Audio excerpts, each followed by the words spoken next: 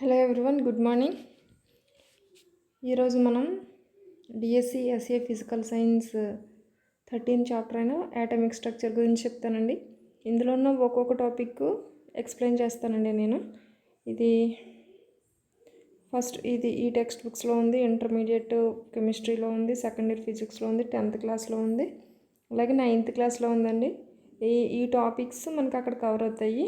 మీకు తెలుసు కదా, డిఎస్సిలో ప్రతి చాప్టర్ ప్రతి టాపిక్ మనం కవర్ చేసుకుంటూ వెళ్ళాలని. సో ఫస్ట్ ఒక టాపిక్ తీసుకున్న వెంటనే ఫస్ట్ మనం ప్రీవియస్ బిట్స్ చూద్దామండి. First of all, so previous bits అండి ఇది 2001 నుంచి నేను కలెక్ట్ చేశాను. ఈ చాప్టర్కి సంబంధించి ఫస్ట్ ఆక్సిజన్ పరమాణు సంఖ్య 8, దాని బాహ్యకర్పరంలోని ఎలక్ట్రాన్ విన్యాసం అండి. మనకు ఆల్రెడీ తెలుసు కదా, n = ఎంత వస్తుందండి, 8 కదా. n = 8 అంటే మనకి 1:2:2p4. సో బాహ్యకర్పరం అంటే ఇది కదండి, 2:2p4. అప్పుడు ఏమవుతుందండి, మనకు ఆల్రెడీ తెలుసు.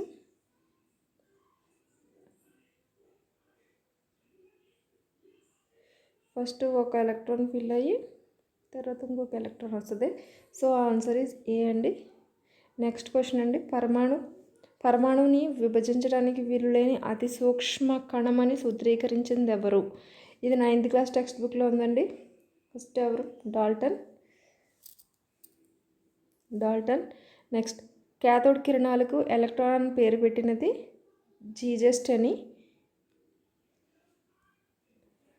నెక్స్ట్, ప్రోటాన్ ద్రవ్యరాశి ఎలక్ట్రాన్ ద్రవ్యరాశి కన్నా ఇన్ని రెట్లు ఎక్కువ. ప్రోటాను ఎలక్ట్రాన్ ద్రవ్యరాశి అన్నప్పుడు మనకి ఎంత వస్తుందండి, 1837 అండి. ఇది 2002లో ఇచ్చారు. నెక్స్ట్, పరమాణు సైజుకు ప్రమాణాలు. పరమాణు సైజ్ ఆఫ్ అన్ ఆటమ్ ప్రమాణాలు ఏం తీసుకుంటారండి, యాంగ్స్ట్రామ్స్లో కొలుస్తారు. నెక్స్ట్, పరమాణువులోని ప్రోటాన్ సంఖ్య Z అండ్ న్యూట్రాన్ సంఖ్య N మరియు పరమాణు ద్రవ్యరాశి సంఖ్య Aల మధ్య గల సంబంధం మనకు ఆల్రెడీ తెలుసండి. ప్రోటాన్ సంఖ్య ఎంత అండి, Z. ప్రోటాన్ సంఖ్య Z కదా. అండ్ న్యూట్రాన్ సంఖ్య ఎంతండి, N. అప్పుడు పరమాణు ద్రవ్యరాశి పరమాణు ద్రవ్యరాశి A ఎంత అవుతుందండి, A Z + N. అంతే కదండి. A Z + N. నెక్స్ట్, పరమాణువు వృత్తాకార కక్ష యొక్క L గరిష్ట విలువ. సో L విలువ ఎంత అవుతుందండి, వృత్తాకార కక్ష అంటే S orbital. So S orbital కాబట్టి మనకి దాని L ఎంత, L is 0. L 0 అయితే కదా S ఆర్బిటాల్ అవుతుందండి.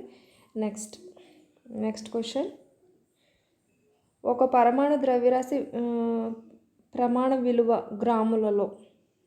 పరమాణు ద్రవ్యరాశి గ్రాములలో ఎంత అవుతుందండి, దిస్ వన్.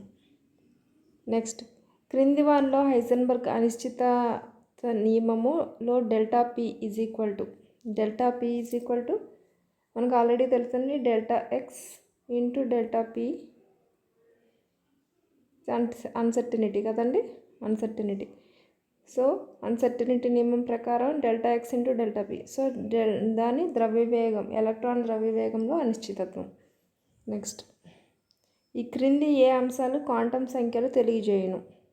కక్ష పరిమాణం తెలియజేస్తుంది, ఉపకర్పరం యొక్క ఆకృతి, కేంద్రకం చుట్టూ గల ప్రదేశంలోని ఆర్బిటాల్ యొక్క విస్తరణ, కేంద్రకం యొక్క పరిమాణం. కేంద్రకం యొక్క పరిమాణం తెలియజేయదు కదండి. సో పై 3 అంటే ABC.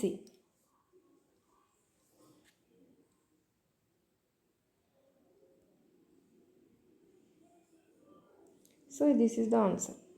కేంద్రకం గురించి ఏం చెప్పదు కదండి. So this is the answer. So మనకి ఈ క్వశ్చన్స్ని మనం చూసుకుంటే ఇదంతా కూడా బేసిక్స్లోనే ఉందండి.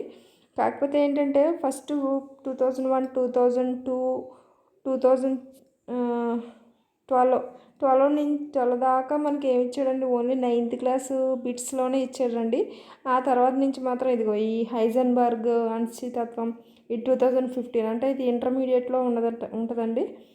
సో అంటే మనం ఇంటర్మీడియట్ నుంచి 6th 7th 8th అదంతా కూడా మనం ఒకసారి ఎలా చూసుకుంటూ వచ్చేద్దామండి. ప్రతి టాపిక్ ఎక్స్ప్లెయిన్ చేస్తానండి నేను. So thank you.